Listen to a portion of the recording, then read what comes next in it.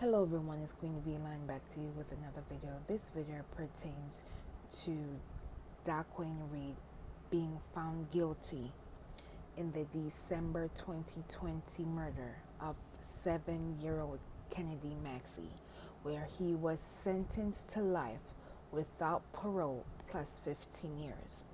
Back in December of 2020, Reed got into an argument with someone and came back with his weapon, where he drew his weapon and began shooting. One of those bullets unfortunately took the life of 7-year-old Kennedy Maxie.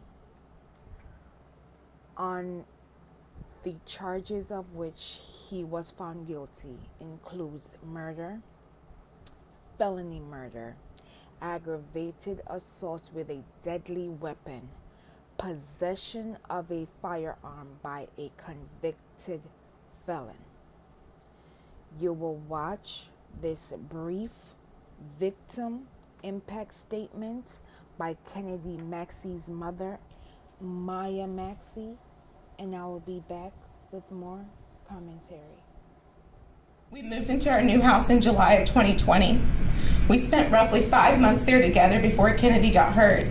And the 5 months that she was able to enjoy the house, she slept in her room a total of 7 to 8 times, as she often found herself winning the battle to sleep in the bed with me, justifying the act by saying, "But Mama, I am your husband."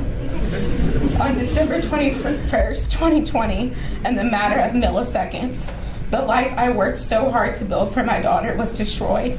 And I was left to regret every single thing I just read to you.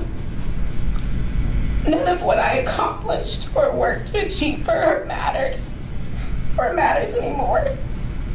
I regret every second that I prioritized work or school because they took me away from her. Before December 21st, I felt so right in all that I did, and now I feel so wrong. I often apologize to her out loud for the times that I was absent, or for when I was heads down in work or in a textbook, or for not capturing every second of her life. I never imagined that she'd be stolen from me. I never imagined that she'd be hurt in the way that she was. I never imagined watching my baby suffer for 5 days in a hospital bed. I never imagined having to make impossible decisions in the hospital or when preparing for her funeral. I never imagined that she wouldn't be able to live the life I worked so hard to build together.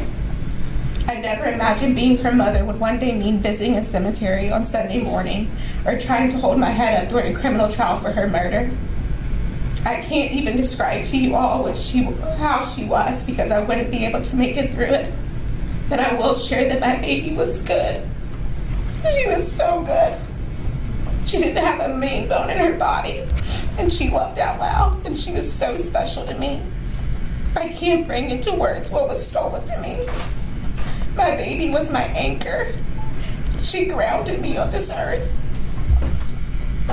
She inspired me, she motivated me, she gave me purpose and meaning. I want nothing more than to honor her, to protect her, to give her everything her heart desired. I was robbed of that opportunity on December 21st, and she was robbed of her life at only 7 years old. I pray that she knows that Mommy would have never allowed this to happen to her if I had any control of the situation, that I would never have dragged her out that night if I would have known that a senseless act of rage would rain down so much terror, trauma, and agony on our lives. I hope that she sees that Mommy would go to the end of the earth. I would sit uncomfortably and in pain in any courtroom across this galaxy to fight for justice and to ensure that the person that hurt her and stole her from me is held accountable for his actions. Kennedy did not have to lose her life. I pray that this sentencing reflects that. Yet I want everyone to know that regardless of the sentence issued here today, my baby, at only 7 years old, completely innocent, was given a death sentence. An irreversible, an undisputable death sentence where there is no solution to the pain endured by me or anyone else that loves. While this guilty verdict cannot bring back Kennedy Maxie, at least another family will not have to endure what Miss Maxie and her family is enduring. It should be noted that the FBI concludes that at least 4 black girls and 4 black women will be murdered. In the United States alone, an estimated 18,000 children and teenagers will be shot, wounded, and or killed.